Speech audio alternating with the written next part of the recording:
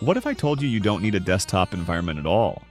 Today, I'll show you how I replaced mine entirely with a terminal. For browsing the web, I use Lynx, a terminal-based web browser.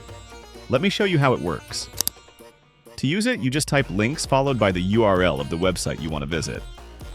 In this case, I'm using DuckDuckGo, a search engine similar to Google. As you can see, browsing actually works surprisingly well. Let's take a quick look at how Wikipedia looks inside the terminal. The interface is pretty minimal, but on the bright side, there are no ads, and you can still browse normally. For taking notes, I use Nano, a simple and well-known text editor. The commands are easy. Control-O saves, Control-X exits, and Control-U pastes. And what if I want to watch a video? I don't need a browser. I just use the MPV command followed by the video link. Looks like it's working pretty well.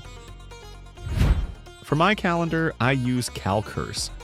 It's simple and intuitive. You can add tasks to the to-do list, schedule appointments, and more. It's lightweight and works really well.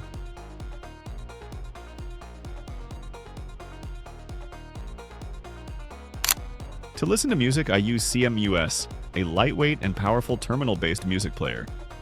You can navigate your library and select a song using the 5 key and press Q to exit.